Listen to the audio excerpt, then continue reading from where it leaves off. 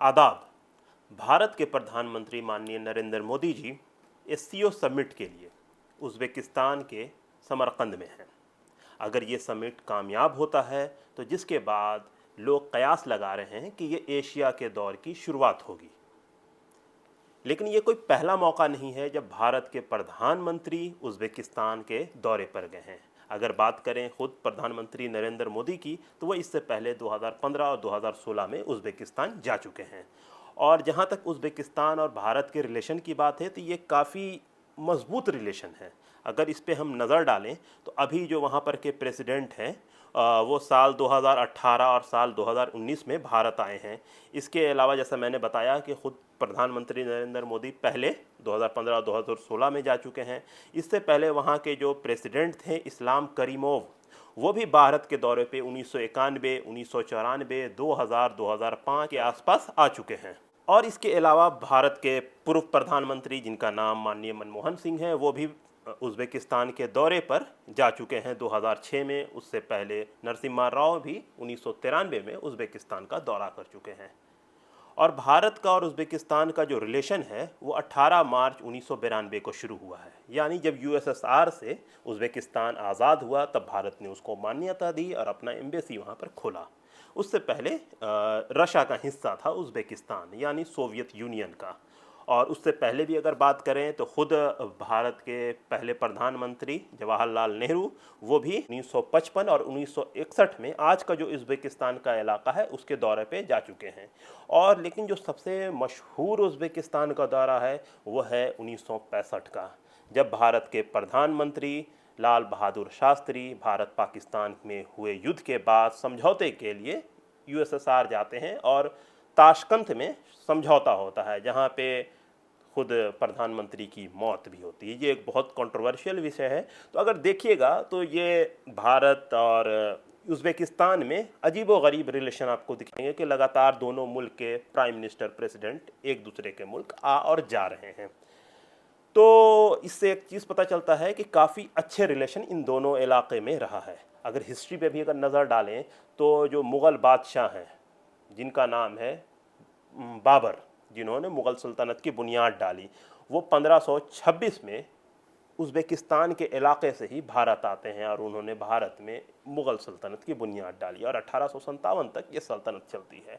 और इससे पहले भी समरकंद के इलाके से एक शख्स उठता है जिसका नाम है तैमूर। वो 1398 में दिल्ली आता है, मतलब as a warrior, as a सिपा सालार की हैसियत से वो इंसान दिल्ली पहुंचता है। उस इंसान ने पूरे दिल्ली को बर्बाद किया। उस ज़माने में जो दिल्ली में हाकिम थे उनका नाम था सुल्तान नसीरुद्दीन महमूद। उनसे उनकी जंग होती है जिसमें सुल्तान हारते हैं और उन्होंने पूरी दिल्ली को लूटपाट किया।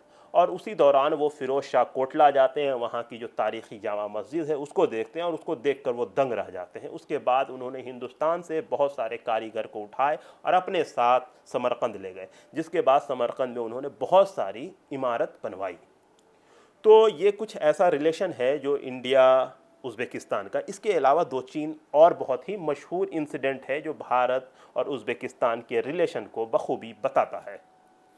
एक पार्टी है जिसका नाम है भारतीय कम्युनिस्ट पार्टी। आमतौर पर हम लोग जानते हैं कि 1925 में ये पार्टी वजूद में आई है, लेकिन बहुत कम लोगों को पता है कि 1920 के बाद जब एक भारत में मूवमेंट शुरू हुआ था जिसका नाम था हिजरत मूवमेंट, जिसके बाद बहुत सारे हिंदुस्तानी हिजरत कर अफ़गानिस्तान के इलाके में चले गए। उन्हीं में से कुछ नौजवान सरहद पार कर ताशकंद के इलाके में जाते हैं जहाँ पे एम.एन. रॉय पहले से बैठे हुए थे, और उन लोगों ने एम.एन. रॉय के साथ मिलकर एक पॉलिटिकल पार्टी की बुनियाद डाली। वही पार्टी भारतीय कम्युनिस्ट पार्टी के नाम से जानी जाती है। और इसके बाद बहुत सारे हिंदुस्तानियों पे केस चला। एक जो मशहूर केस है वो कहलाता है पेशावर कॉन्स्पिरेसी केस। वो 1922 के दौर में वो केस चला है जिसमें कुछ लोगों को ऊपर अंग्रेज़ी हुकूमत ने अंग्रेज़ों के ख़िलाफ़ बगावत करने और कम्युनिस्ट जो इन्फ्लुएंस है उसको बढ़ाने का उनके ऊपर मुकदमा चलाया था। तो ये सारी चीज़ें एक दूसरे से इंटरलिंक्ड हैं। फिर 1915 का दौर है जब भारत के क्रांतिकारी अफ़गानिस्तान में बैठकर हुकूमत बनाते हैं। राजा महेंद्र प्रताप प्रेसिडेंट हैं, बरकतुल्लाह भोपाली उसमें प्राइम मिनिस्टर, मौलाना उबैदुल्ला सिंधी उसमें गृह मंत्री हैं। तो इसमें जो सफ़र है राजा महेंद्र प्रताप का और बरकतुल्लाह भोपाली का, तो वो उज़्बेकिस्तान के इलाके से है। इसके बाद ये लोग जब अब लेनिन से मिलने जाते हैं तो बाई सड़क जाते हैं, तो उसमें भी वो उज़्बेकिस्तान से होते हुए जाते हैं। तो उज़्बेकिस्तान हिंदुस्तानियों का एक अहम मरकज़ रहा है, लगातार हिंदुस्तानी लोग उज़्बेकिस्तान जा रहे हैं। तो जो प्राइम मिनिस्टर का दौरा है ये एक ऐतिहासिक दौरा है। इसके बारे में जैसे हम सभी लोग जान रहे हैं कि जिस तरह से आज के दौर में साल 2022 में पूरे दुनिया में अलग अलग मोर्चे, अलग अलग महाज है, वैसे में उज़्बेकिस्तान में जिस तरह से एशिया के कई मुल्क रशिया के साथ मिलकर एक साथ मिलकर बैठ के बात कर रहे हैं, चर्चा कर रहे हैं, तो ये आने वाले घड़ी की एक सुखद एहसास हमें करा रही है, जिसके लिए लगातार एशिया के, भारत के जो क्रांतिकारी थे वो जद्दोजहद कर रहे थे कि हम पैन एशियन मूवमेंट चलाएंगे, एशिया के सारे मुल्क को एक झंडे के नीचे लाएंगे। तो ये उसकी एक कोशिश है। इसके अलावा एक शहर उज़्बेकिस्तान में और है, जैसा मैंने ताशकंद की बात की, समरकंद की बात की कि समरकंद में तैमूर ने इमारत बनवाई हिंदुस्तान से इन्फ्लुएंस होके। उसके ताशकंद में कम्युनिस्ट पार्टी बनता है, ताशकंद में ही इन हमारे शास्त्री जी का इंतकाल होता है, वहीं समझौता होता है, बहुत हिस्टोरिक चीज़ है वो। इसके अलावा दो चीज़ और है, एक शहर है बुखारा। सारे मुसलमान जानते हैं इमाम बुखारी को, मतलब जो हदीस की जो किताब है इमाम बुखारी की वो बहुत मशहूर है, तो इमाम बुखारी उसी बुखारा शहर से हैं। इसके अलावा दिल्ली में एक मस्जिद है, बहुत बड़ी मस्जिद, हिंदुस्तान की सबसे बड़ी मस्जिद कही जाती है, जामा मस्जिद। वहाँ के इमाम को भी हम लोग इमाम बुखारी कहते हैं। उसकी वजह यह है कि जब शाहजहाँ ने मस्जिद बनवाई तो उन्होंने पूरे दुनिया से अलग अलग जगह लोगों को पैगाम भेजा। उस वक्त के जो सबसे बड़े जो स्कॉलर थे या उनकी क़िरत बहुत अच्छी थी वो थे बुखारा के ही एक आलिम, उनको उन्होंने अपनी मस्जिद दिल्ली की शाहजहाँ बाद में जो मौजूद है जामा मस्जिद उसका इमाम बनाया।